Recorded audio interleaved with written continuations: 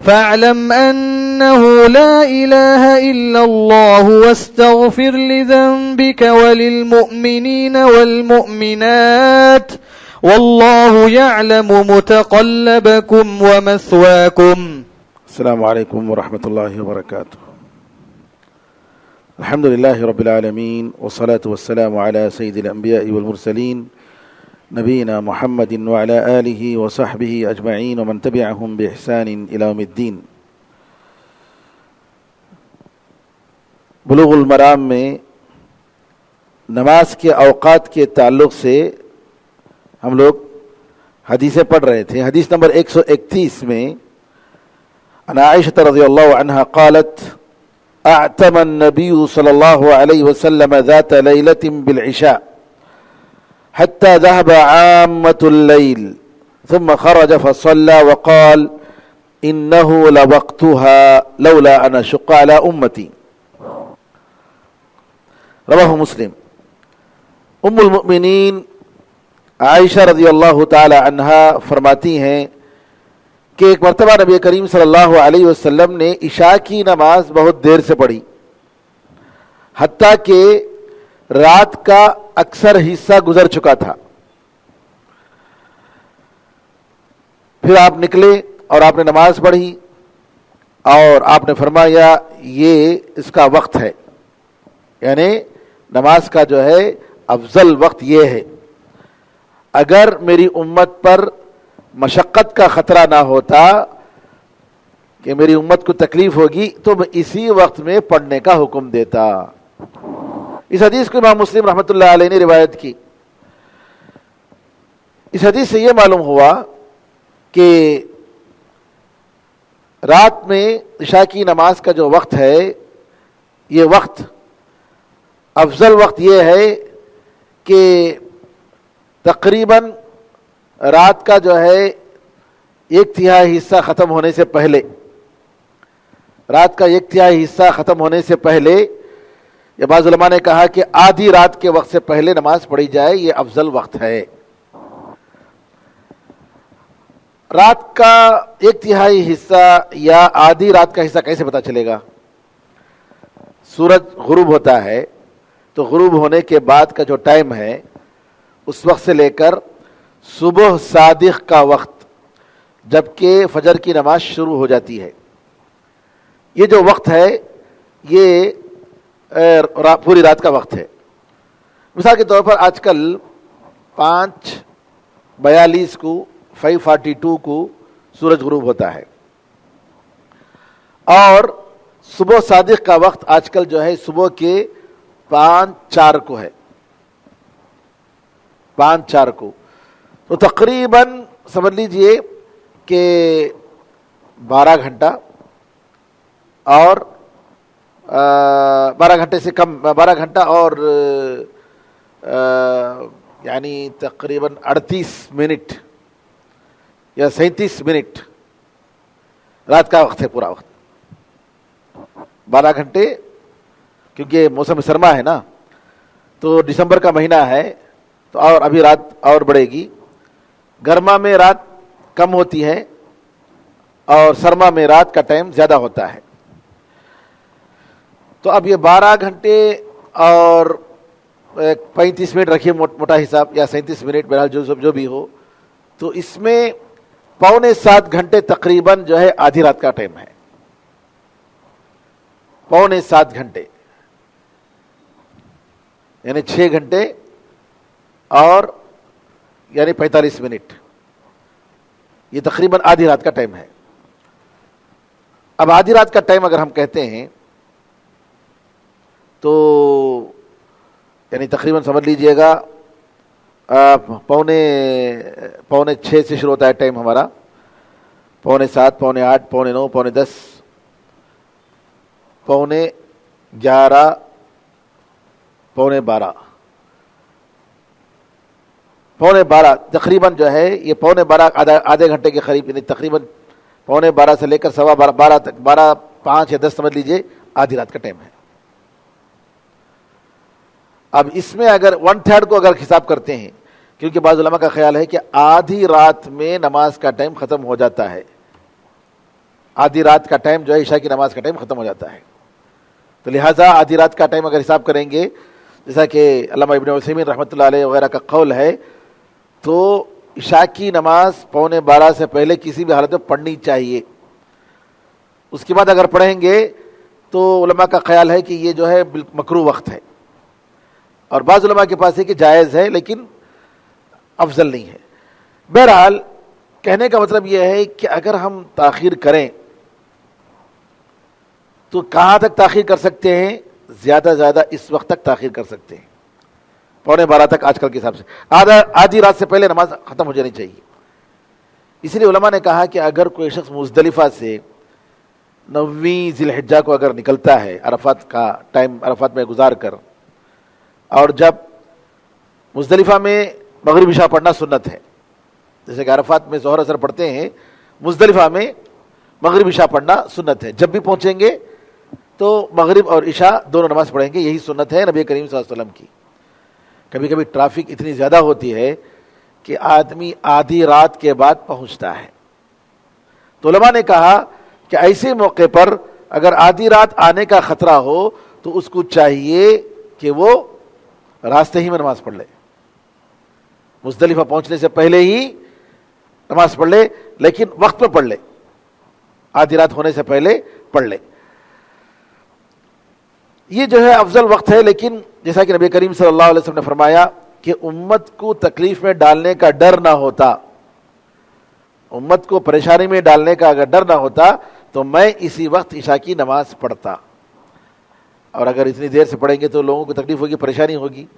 اس وجہ سے نبی کریم صلی اللہ علیہ وسلم نے عام طور پر, یعنی جیسا کہ ہم لوگ نماز پڑھتے ہیں تقریباً 1.5 گھنٹے کے بعد, یہی وقت آپ کا معمول تھا.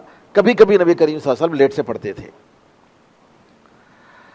اس حدیث سے یہ بھی معلوم ہوا کہ نبی کریم صلی اللہ علیہ وسلم ہمیشہ اپنی امت کے لیے آسانی کا خیال کرتے تھے. لولا ان اشق علی امتی لامرتهم بالسواک عند كل صلاۃ, آپ نے فرمایا کہ اگر میں امت کو تکلیف میں ڈالنے کا ڈر نہیں ڈرتا, مجھے ڈر نہ ہوتا, تو میں کیا کرتا؟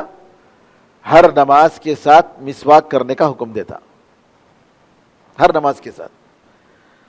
اور بعض روایتوں میں آیا ہے کہ مسواک کے ساتھ جو نماز ہوتی ہے وہ نماز مسواک کے بغیر کی نماز سے کئی درجے زیادہ بہتر ہے, کیونکہ فرشتے رہتے ہیں ساتھ, مصلیوں کو تکلیف نہ ہو, اللہ تعالیٰ سے بات کر رہے ہیں, تو لہٰذا جو ہے مسواک کر کے نماز کو آنے کی کوشش کرنی چاہیے. آپ نے کہا کہ ہر نماز میں میں کہتا, لیکن آپ نے اس لیے نہیں کہا تھا کہ امت کو تکلیف نہ ہو جائے, امت کو پریشانی نہ ہو جائے. نبی کریم صلی اللہ علیہ وسلم نبی رحمت تھے, ہر معاملے میں امت کے لیے آسانی چاہتے تھے کہ پریشانی نہ ہو, تکلیف نہ ہو. اس لیے نبی کریم صلی اللہ علیہ وسلم نے کہا کہ میں اس وقت جو ہے عشاء کی نماز نہیں پڑھتا ہوں, ورنہ یہ وقت افضل وقت ہے. تو ہمیشہ نبی کریم صلی اللہ علیہ وسلم امت کے ساتھ نرمی کا سلوک. عائشہ رضی اللہ عنہ فرماتی ہیں کہ نبی کریم صلی اللہ علیہ وسلم کو اگر کسی 2 معاملے کے درمیان آپ کو اختیار دیا جاتا تو سب سے زیادہ آسان جو ہوتا وہ لیتے, تاکہ امت کو پریشانی نہ ہو, امت کو تکلیف نہ ہو. حدیث نمبر 132, عن ابی ہریرہ رضی اللہ عنہ قال قال رسول اللہ صلی اللہ علیہ وسلم اذا اشتد البرد حروا فابردوا بالصلاة فإن شدة الحر من فیح جہنم, متفق علیہ. ابو ہریرہ رضی اللہ تعالیٰ عنہ کی روایت ہے, کہتے ہیں کہ نبی کریم صلی اللہ علیہ وسلم نے فرمایا کہ اگر گرمی میں سختی ہو جائے تو ظہر کی نماز کو تم کیا کرو؟ ٹھنڈا کر لیا کرو. ٹھنڈے کا مطلب ٹھنڈے وقت میں پڑھا کرو, ٹھنڈے وقت میں پڑھا کرو, یعنی تھوڑی تاخیر کر لو. یعنی سورج جب 12 بجے زوال کا ٹائم ختم ہوتا ہے, ختم ہونے کے بعد جو ہے زوال کا ٹائم جیسے ہی سورج مغرب کی طرف زائل ہو گیا مطلب مغرب کی طرف مائل ہو گیا پوری طریقے سے, بیچ آسمان کے بیچ کے حصے سے مغرب کی طرف مائل ہو گیا تو ظہر کی نماز کا ٹائم شروع ہو گیا. اب اس وقت گرمی زیادہ ہوتی ہے, فوراً اگر پڑھیں گے تو گرمی زیادہ ہوگی. تو نبی کریم صلی اللہ علیہ وسلم نے تھوڑا موسم گرما میں آپ نے حکم دیا کہ ٹھنڈی ہونے کے بعد, یعنی تقریباً سمجھ لیجیے کہ آدھا ایک گھنٹے کے بعد سورج کی گرمی میں شدت تھوڑی کم ہو جاتی ہے. جیسے مائل ہو جاتا ہے تو گرمی میں کمی آ جاتی ہے. تو آپ نے فرمایا کہ جب گرمی سخت ہو جائے یعنی موسم گرما میں, تو ظہر کی نماز, الصلاۃ سے مراد یہاں ظہر کی نماز ہے, تو ٹھنڈے وقت میں پڑھا کرو. فإن شدت الحر من فیح جہنم, کیونکہ گرمی کی شدت یہ دوزخ کی شدت گرمی سے ہے, شدت کے کھولنے سے ہے, یعنی جہنم کے کھولنے سے ہے. یہ جو گرمی جو آتی ہے موسم گرما میں, سخت گرمی, آپ نے فرمایا, نبی کریم صلی اللہ علیہ وسلم نے فرمایا کہ یہ جو ہے دوزخ کی وجہ سے ہے, دوزخ کی شدت سے ہے. ایک اور حدیث آتی ہے اس کے بعد کہ نبی کریم صلی اللہ علیہ وسلم, ہاں بخاری کی روایت ہے کہ دوزخ نے شکایت کی اللہ تعالیٰ سے, اے اللہ گرمی کی شدت کی وجہ سے میرے بعض حصے نے بعض حصے کو کھا لیا ہے, اتنی گرمی ہے کہ میرا بعض حصے کو کھا لیا ہے. تو نبی کریم صلی اللہ علیہ وسلم فرماتے ہیں کہ اللہ تعالیٰ نے دوزخ کو 2 سانس کا حکم کی اجازت دی. 2 سانس, ایک گرمی میں ایک سرما میں, سانس لینا اور چھوڑنا.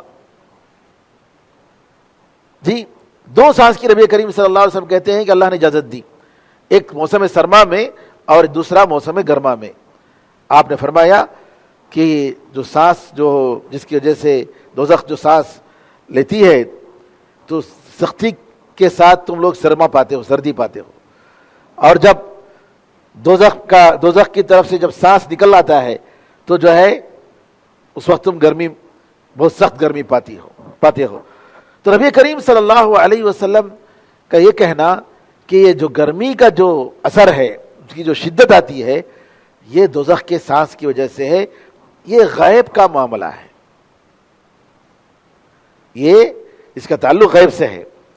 تو غیب کے جو معاملات ہیں قرآن اور حدیث میں جیسے آئے ہیں ویسے ہمیں ایمان لانا چاہیے. جی لوگ آج کل کیا کیا بتائیں گے, گرمی اس کی وجہ سے, اس کی وجہ سے, پالوشن کی وجہ سے, لوگوں کے ہاں ایسیاں زیادہ ہو گئی ہیں, فلاں کی وجہ سے, بہت سارے اسباب بتاتے ہیں. ٹھیک ہے, یہ کہ کلائمیٹ چینج ہو گیا ہے, فلاں ہے, بہت ساری چیزیں, یہ ظاہری اسباب ہیں, ہم اس کا انکار نہیں کرتے, لیکن شریعت نے جو غیب کی بات بتائی ہے اس پر بھی ہمیں ایمان لانا ہے.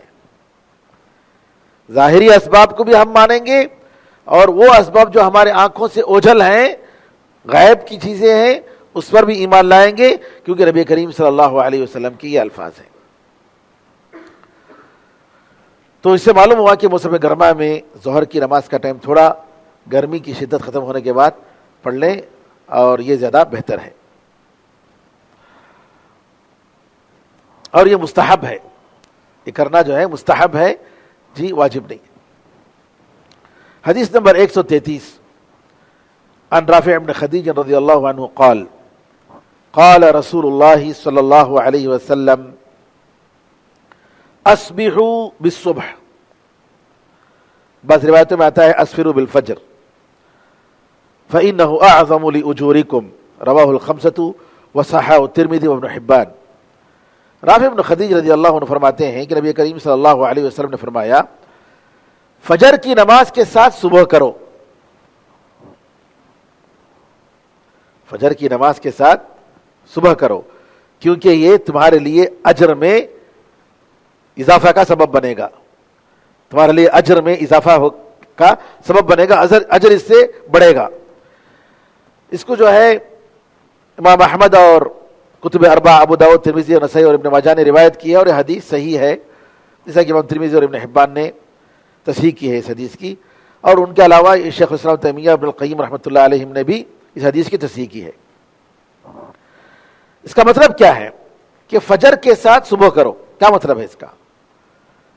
ایک مطلب جو علماء احناف نے لیا کہ صبح ہونے کے بعد فجر کی نماز پڑھو. اسی لیے آپ دیکھیں گے کہ ہماری نماز میں اور مساجد احناف کی نماز میں جو فجر کی نماز کا جو ٹائم ہوتا ہے تقریباً 30 منٹ یا اس سے زیادہ کا فرق ہوتا ہے. ہماری نماز میں اور ان کی نماز میں تقریباً، یعنی اگر ہماری نماز کیونکہ وہ لوگ نماز دیر سے اذان دیتے ہیں، دیر سے پہلے تقریباً 10 منٹ دیر سے دیتے ہیں، پھر اس کے بعد آدھا گھنٹے کا ٹائم تقریباً ہوتا ہے. تو لہٰذا اور ہم لوگ کیا کرتے ہیں 20 منٹ عام طور پر گیپ دیتے ہیں، اور ہم لوگ اذان دیتے ہیں فوراً کب؟ جب نماز کا ٹائم شروع ہوتا ہے فوراً اذان دے دیتے ہیں. تو تقریباً 20 سے 30 منٹ تک ہماری اور نماز میں ان کا وقت رہتا ہے. اور جب وہ لوگ اس وقت نماز پڑھتے ہیں فجر کی نماز جب صبح جو ہے یعنی صبح کی سفیدی تقریباً نظر آتی ہے، اور جب نماز پڑھ کے آئیں گے تو بالکل صبح ہوتی ہے اور آدمی ایک دوسرے کو اچھی طریقے سے پہچان سکتا ہے، ساری چیزیں نظر آتی ہیں. جبکہ ہم لوگ گزشتہ درس میں حدیثیں پڑھ چکے ہیں کہ نبی کریم صلی اللہ علیہ وسلم کے زمانے میں عورتیں نماز پڑھ کے جاتی تھی تو پہچانتے نہیں تھے کہ کون جا رہی ہے. اور اسی طریقے سے ایک اور روایت میں ہم نے پڑھا کہ جو ہے اپنے پڑوسی کو پہچان نہیں پاتے تھے، کیونکہ اول وقت کی نماز. اور کبھی نبی کریم صلی اللہ علیہ وسلم نے ایک مرتبہ دیر سے بھی پڑھی نماز تاکہ لوگوں کو بتائیں کہ نماز کا ٹائم کب سے کب تک ہے. یہ دلیل ہے علماء احناف کی کہ فجر کی نماز کے ساتھ تم صبح کرو. اور انہوں نے یہ سمجھا کہ مطلب اس کا یہ ہے کہ نماز تھوڑی دیر سے پڑھو، فجر کی نماز تھوڑی دیر سے پڑھو. جبکہ اس کا دوسرا مطلب ہے وہ یہ ہے کہ نماز اتنی لمبی کرو کہ صبح جو ہوگی تو فجر کے ساتھ ہو. یعنی اگر نماز کوئی شخص جو ہے لمبی نماز پڑھتا ہے، فجر کی نماز 20 منٹ کے بعد شروع کیا اور تقریباً 15 منٹ اس نے نماز پڑھی یا 20 منٹ نماز پڑھی، تو اس وقت تک کیا ہوتا ہے کہ صبح میں تھوڑی یعنی اجالا پن آ جاتا ہے. تو علماء نے یہ مطلب لیا ہے دوسرا قول کہ فجر کی نماز کے ساتھ یعنی ختم ہوگی تو آپ کی نماز جو ہے گویا صبح کے وقت میں تھوڑی لمبی نماز ہونی چاہیے. اور حدیثوں میں بھی آیا ہے کہ نبی کریم صلی اللہ علیہ وسلم جو فجر کی نماز پڑھتے تھے بڑی لمبی نماز پڑھتے تھے. نہیں کبھی آپ جو ہے 60 آیتیں پڑھتے تھے فجر کی نماز میں، اور کبھی جو ہے 100 آیتیں پڑھتے تھے، 100 آیتیں پڑھتے تھے فجر کی نماز میں. تو اس کا مطلب یہ ہوا کہ یہ مستحب ہے کہ فجر کی نماز تھوڑی لمبی پڑھی جائے. جی آپ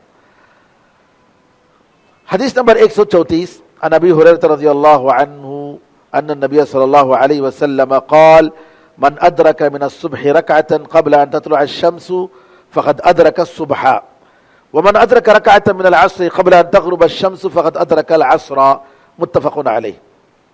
ولمسلم عن عائشة رضی اللہ عنہ نحو وقال سجدة بدل رکعتا ثم قال والسجدة انما هي رکعة. ابو ہریرہ رضی اللہ تعالیٰ عنہ سے روایت ہے، کہتے ہیں کہ نبی کریم صلی اللہ علیہ وسلم نے فرمایا اگر کوئی شخص فجر کی نماز سورج طلوع ہونے سے پہلے ایک رکعت اگر پا لیتا ہے تو اس کو فجر کی نماز مل گئی، اور اگر کوئی شخص عصر کی نماز کا ایک رکعت سورج غروب ہونے سے پہلے پا لیتا ہے تو اس کی عصر کی نماز اس کو مل گئی، ادا میں ہو گئی، قضا میں نہیں. ادا کا مطلب ٹائم میں نماز پڑھنا، وقت میں، وقت کے اندر نماز پڑھنا. قضا کا مطلب ٹائم ختم ہونے کے بعد پڑھنا. یہ حدیث بخاری اور مسلم میں ہے. اور صحیح مسلم کی ایک روایت عائشہ رضی اللہ عنہا سے ہے، انہوں نے اسی طریقے سے روایت کی، بلکہ بس ایک لفظ میں انہوں نے یہ کہا کہ رکعت کے بدلے میں سجدہ کہا، کہ اگر ایک سجدہ اس کو مل گیا تو اس کو جو ہے گویا ایک پوری نماز مل گئی. تو سجدے سے مراد کیا ہے؟ رکعت مراد ہے، جیسا کہ خود اس حدیث میں آیا ہے. اسلام کی آسانی دیکھیے، فجر کی نماز اگر کوئی شخص دیر سے پڑھا، اٹھا دیر سے، اور سورج نکلنے سے پہلے ایک رکعت اس کو مل گئی. ایک رکعت کا مطلب یعنی قیام، رکوع اور سجدے. تو اس کو جو ہے گویا اس نے پوری نماز وقت میں ادا کی، پوری نماز اس نے وقت میں ادا کی. اور اگر اسی طریقے سے عصر کی نماز چار رکعت ہے، ایک رکعت اس نے کیا کی؟ سورج غروب ہونے سے پہلے پڑھ لی، بقیہ 3 رکعت سورج غروب ہونے کے وقت پڑھ رہا ہے. نماز الحمدللہ اس کی ادا ہو گئی. اسلام کی آسانی دیکھیے، اسلام کی کتنی آسانی ہے، شریعت کی کتنی آسانی ہے کہ اللہ تعالیٰ جو ہے اس نماز کو ادا میں لکھتا ہے، قضا میں نہیں لکھتا ہے. اللہ اکبر. اب یہاں ایک بات بتاؤں میں، فجر کی 2 رکعت سنت ہے اور 2 رکعت کی بڑی اہمیت ہے، اس میں کوئی شک نہیں. لیکن اگر آپ 5 منٹ پہلے، سورج نکلنے سے پہلے 5 منٹ پہلے آپ اٹھے تو کیا کرنا چاہیے؟ کیا پڑھیں گے؟ گئے وضو کر کے آئے، 2 منٹ یا 3 منٹ باقی ہے، کون سی نماز پڑھیں گے؟ سنت پڑھیں گے فرض پڑھیں گے؟ فرض پڑھیں گے. سنت بعد میں پڑھ سکتے ہیں، پہلے فرض پڑھیں گے، بعد میں جو ہے سنت قضا کر لے سکتے ہیں.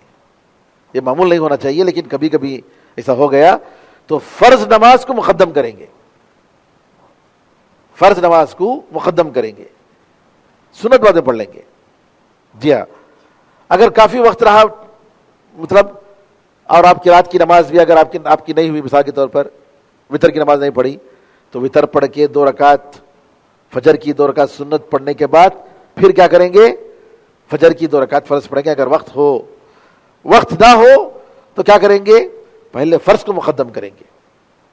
کیوں؟ کیونکہ فرض سب سے اہم ہے پہلے، سنتوں کا مرتبہ بعد میں آتا ہے. جی ہاں. حدیث نمبر 135، ابو سعید خدری رضی اللہ تعالی عنہ قال سمعت رسول اللہ صلی اللہ علیہ وسلم يقول لا صلاة بعد الصبح حتى تطلع الشمس ولا صلاة بعد العصر حتى تغيب الشمس متفق عليه ولفظ مسلم لا صلاة بعد صلاة الفجر. ابو سعید خدری رضی اللہ تعالیٰ عنہ اب اس حدیث میں جو ہے کن اوقات میں نماز نہیں پڑھنی چاہیے اس کا ذکر آ رہا ہے. کون سے اوقات ہیں جن میں نماز، نفل نماز نہیں پڑھنی چاہیے. اچھا، اب یہ اوقات کا ذکر آیا ہے جن میں نماز نہیں پڑھنی چاہیے. اگر کوئی شخص فجر کی نماز نہیں پڑھ پایا، دیکھ رہا ہے سورج نکل رہا ہے ابھی، حالانکہ جو ہے سورج نکلنے کے وقت نماز نہیں پڑھنی چاہیے، ٹھیک ہے؟ آپ دیکھا کہ سورج نکلنے کا ٹائم جو ہے، سورج فجر کی نماز کا ٹائم، جو سورج نکلنے کا ٹائم 5 مثال 6 سوا 6 بجے، مثال کے طور پر آج کل کے حساب سے 6:15 بجے، 6:15 بجے آنکھ کھلی، کیا کرے گا؟ نماز پڑھے گا کہ نہیں پڑھے گا؟ ہاں، تو قضا تو ہو گئی، نماز تو قضا ہو گئی، لیکن نماز کیا کرے آپ؟ سورج، کیونکہ سورج پوری طرح نکلنے میں تقریباً 20 منٹ کا فاصلہ ہوتا ہے، 20 منٹ چاہیے سورج پوری طریقے سے نکل آئے، جبکہ اشراق کا ٹائم نماز کا شروع ہوتا ہے، جب پڑھ سکتے ہیں آپ اشراق کا ٹائم. اب فرض نماز نہیں پڑھا ہے، کیا کریں گے؟ سورج نکل رہا ہے یا سورج ڈوب رہا ہے، سو گیا بیچارہ، عصر کی نماز نہیں پڑھ پایا، سورج ڈوب رہا ہے، اٹھا تو جو ہے سورج ڈوب رہا ہے، کیا کریں گے؟ ہاں، فوراً نماز پڑھے گا، فوراً نماز پڑھے گا. کیوں؟ فرض نماز پڑھے گا. کیوں؟ پتہ نہیں نیکسٹ منٹ زندہ رہتا ہے کہ نہیں، معلوم نہیں ہے، کیا نہیں؟ موت کب آئے گی نہیں معلوم. فرض نماز کی ادائیگی فوراً، اللہ سے معافی مانگیں گے، استغفار پڑھیں گے کہ ہماری نماز قضا ہو گئی، لیکن فرض نماز فوراً، نیکسٹ منٹ رہیں گے نہیں معلوم، فوراً ادا کرنا. سورج نکل رہا ہے، نہیں بعد میں پڑھیں گے، نہیں، نعوذ باللہ، نہیں، ایسا نہیں، فوراً ادا کرنی چاہیے. تو ابو سعید خدری رضی اللہ تعالیٰ کہتے ہیں کہ میں نبی کریم صلی اللہ علیہ وسلم کو فرماتے ہوئے سنا کہ فجر کی نماز کے بعد کوئی نماز نہیں، مطلب نفل نمازیں کوئی نماز نہیں حتیٰ کہ سورج طلوع ہو جائے. سورج نکل جانے کے بعد آپ نفل نمازیں پڑھ سکتے ہیں. ولا صلاۃ بعد العصر, اور عصر کی نماز کے بعد کوئی نماز نہیں نفل نماز. کب تک؟ جب تک کہ سورج غروب نہ ہو جائے. بخاری اور مسلم کی روایت ہے. مسلم کی ایک روایت میں کہ فجر کی نماز کے بعد کوئی نماز نہیں. عقبہ بن عامر رضی اللہ تعالیٰ کی ایک اور روایت ہے صحیح مسلم میں, 3 اوقات میں نبی کریم صلی اللہ علیہ وسلم ہمیں نماز پڑھنے سے منع کرتے تھے, اور ان اوقات میں اپنے مردوں کو دفن کرنے سے بھی منع کرتے تھے. 3 اوقات کیا ہیں؟ جب سورج نکلتا ہے چمک دمک کے ساتھ, حتیٰ کہ سورج اونچائی میں پہنچے. اونچائی کا مطلب تقریباً ایک نیزے کے اونچائی ہے, تقریباً سمجھ لیجیے کہ 20 منٹ آدھا گھنٹہ کے بعد جو ہے, جیسے کہ عید کی نماز وغیرہ پڑھنے کا وقت شروع ہوتا ہے, اس وقت تک جو ہے آدمی انتظار کرے نفل نمازوں کے لیے.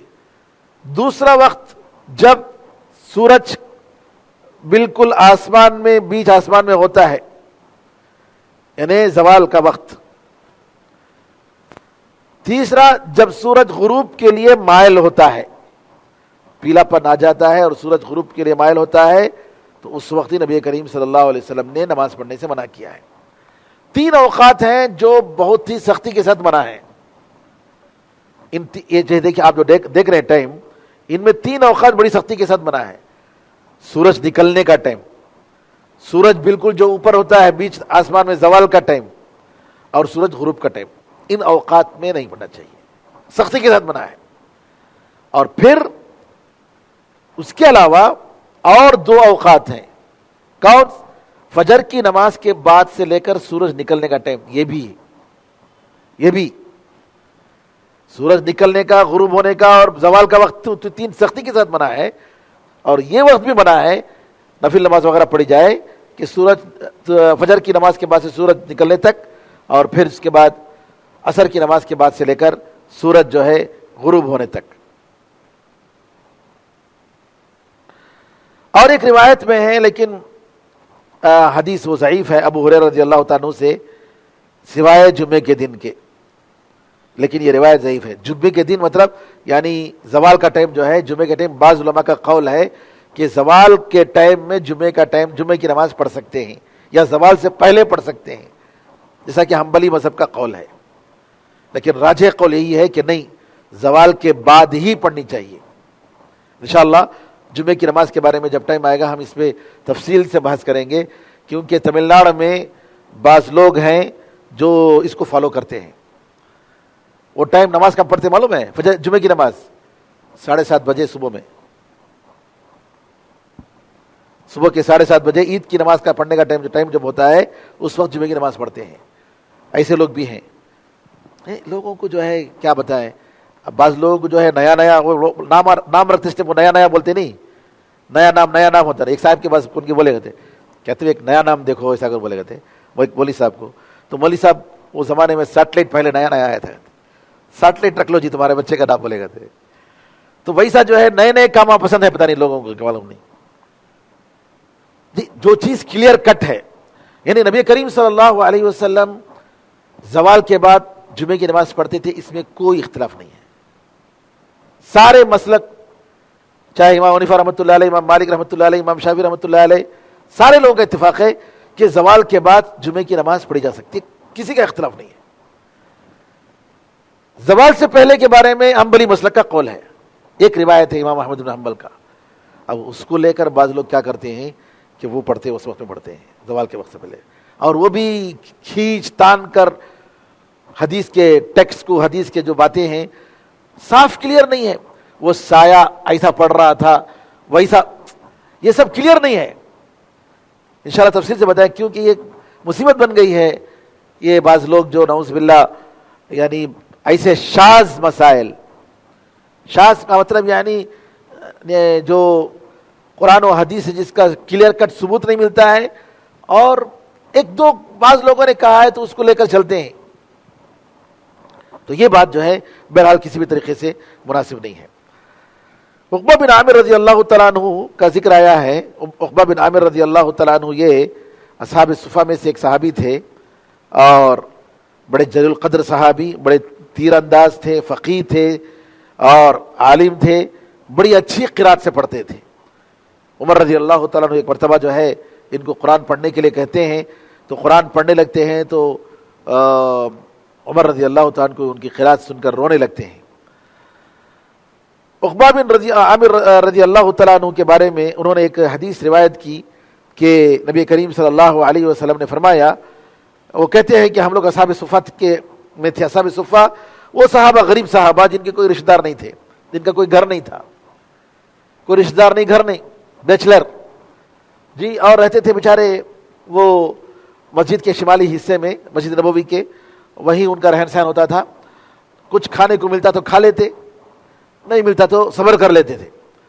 تو ایک مرتبہ نبی کریم صلی اللہ علیہ وسلم ان کو بیان کہتے ہیں کہ تم میں سے کون یہ پسند کرتا ہے کہ بطحان نامی جگہ میں یا عقیق نامی جگہ میں جہاں پر جانور جو ہے اونٹ وغیرہ چرتے تھے وہاں جائے اور دو بڑے کوہان والے، کوہان بولے تو جو ہم بتانا، ہم اونٹ کے اوپر بڑے بڑے کوہان والے دو اونٹنیوں کو لے کر آئے، کسی پر ظلم کیے بغیر یا کسی رشتہ داری کو کاٹے بغیر، یعنی کسی کو کوئی مال چرائے بغیر گئے اور وہاں سے لے کر آئے بس. تو صحابہ نے کہا کہ اللہ کے رسول ہم لوگ سب پسند کرتے ہیں، فری میں مل رہا ہے، بڑی بڑی اونٹنیاں، معمولی نہیں، ہم سب پسند کرتے ہیں. تو نبی کریم صلی اللہ علیہ وسلم نے فرمایا کہ تم لوگ کیوں ایسا نہیں کرتے کہ مسجد کو جاؤ اور جا کر ایک آیت دو آیت سیکھو اللہ تعالیٰ کی کتاب کی، قرآن کی، یہ اس کے لیے 2 اونٹ سے بہتر ہے. 3 آیتیں سیکھو 3 اونٹ سے بہتر ہے. 4 آیتیں سیکھو 4 آیتوں سے بہتر ہے. سبحان اللہ. یعنی ایک آیت سیکھنا مسجد میں جا کر، سبحان اللہ، 2 آیتیں. آج کتنی غفلت برتتے ہیں کہ ہمارے پاس ٹائم نہیں ہے، دنیا کے کاموں کے لیے، نیوز کے لیے، سب کے لیے ٹائم ہے لیکن قرآن سیکھنے کے لیے ٹائم نہیں ہے. یہ بہرحال مصر میں تھے اور مصر میں ان کا انتقال ہوا رضی اللہ عنہ وارضا. تو اس حدیث سے معلوم ہوا کہ کن اوقات میں جو ہے نماز نہیں پڑھنی چاہیے. یہاں ایک سوال آتا ہے کہ اگر کوئی شخص اس وقت میں مسجد میں آتا ہے، فجر کے بعد مسجد کو آیا، اب مسجد میں بیٹھنے سے پہلے تحیۃ المسجد پڑھنی چاہیے. تحیۃ المسجد سبب والی نماز ہے، تو کیا پڑھ سکتا ہے کہ نہیں پڑھ سکتا ہے؟ اس میں بہرحال علماء میں اختلاف ہے. امام ابو حنیفہ رحمۃ اللہ علیہ، امام مالک اور امام احمد رحمۃ اللہ علیہ مجمعین کا یہ خیال ہے کہ نہیں پڑھنا چاہیے، انتظار کرنا چاہیے، نہیں پڑھنا چاہیے. لیکن امام شافعی رحمۃ اللہ علیہ اور اس طریقے سے امام احمد کا یہ قول ہے اور ابن تیمیہ کا بھی یہ قول ہے کہ سبب کے ساتھ نماز پڑھ سکتے ہیں. کوئی سبب ہے تحیۃ المسجد، اب کیا کرے گا وہ؟ یا تو تحیۃ المسجد کے بغیر بیٹھ جائے جو مناسب نہیں ہے، یا ہے کہ وہ انتظار کرے آدھا 1 گھنٹہ جب تک سورج پورا نکل نہیں جاتا، اس وقت تک وہ انتظار کرے، کیا کیسے کرے گا؟ اس لیے علماء نے کہا کہ سورج نکلنے کا جو ٹائم ہے، سورج غروب ہونے کا ٹائم ہے، اس میں جو ہے نماز نہیں پڑھنی چاہیے، کیونکہ وہ مختصر وقت ہوتا ہے، نکلنے کا جو ٹائم اور غروب ہونے کا ٹائم ایگزیکٹ، اور پھر اس طریقے سے زوال کا ٹائم. لیکن فجر کی نماز کے بعد سے لے کر جی سورج نکلنے تک کا جو ٹائم ہے، اس میں اگر مسجد کو آیا یا جنازے کا وقت ہو گیا، جنازے کے لیے وہ جو تاخیر ہو گئی، اس وقت میں لا کر جو ہے کر رہے ہیں سبب کے ساتھ، تو اس وقت میں علماء نے کہا ہے کہ سبب اگر ہے تو پڑھنے میں کوئی حرج نہیں ہے. بغیر سبب کے نفل نماز نہیں پڑھنی چاہیے، بغیر سبب کے نفل نماز نہیں پڑھنی چاہیے. سعید مسیب رحمۃ اللہ علیہ کے بارے میں آتا ہے کہ انہوں نے ان کے ایک شاگرد کو دیکھا کہ وہ شاگرد جو ہے عصر کی نماز کے بعد برابر 2 رکعت پڑھتے تھے. انہوں نے معمول بنا لیا تھا عصر کی نماز کے بعد 2 رکعت پڑھنے کو. سعید مسیب رحمۃ اللہ علیہ منع کرتے ہیں. نبی کریم صلی اللہ علیہ وسلم کہتے ہیں مت پڑھو، تم کیوں پڑھ رہے ہو؟ تو ان سے شاگرد نے کہا کہ کیا اللہ مجھے نماز پڑھنے پر عذاب دے گا؟ میں تو نماز پڑھ رہا ہوں. کہا کہ نہیں، نماز پڑھنے پر عذاب نہیں دے گا، سنت کی خلاف ورزی پر عذاب دے گا. نبی کریم صلی اللہ علیہ وسلم کے حکم کی تم خلاف ورزی کر رہے ہو. آپ نے کہا نہیں پڑھنے کے لیے تو نہیں پڑھنا چاہیے.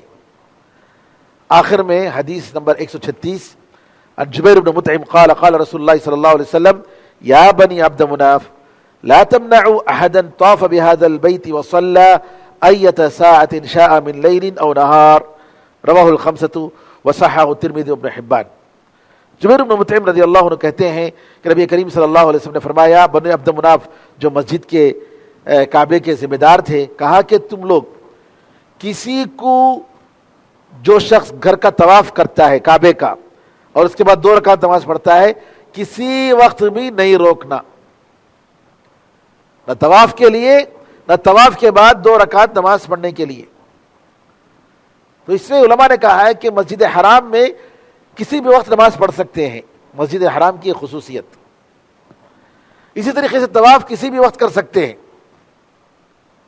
طواف کر کے نماز 2 رکعت پڑھنا چاہتا ہے کسی بھی وقت، چاہے سورج نکل رہا ہو یا نہیں نکل رہا ہو. جی یہ مسجد حرام کے ساتھ، کعبے کے ساتھ اس کی خصوصیت ہے، اور یہ حدیث صحیح ہے. اللہ سے دعا ہے کہ اللہ تعالی ہم سب کو دین حق کو جاننے اور اس پر عمل کرنے کی توفیق عطا فرمائے. آمین الرحمن الرحیم. الحمدللہ رب العالمین وصلی اللہ وسلم علی نبینا محمد وعلی آلہ وصحبہ اجمعین. والسلام علیکم ورحمۃ اللہ وبرکاتہ.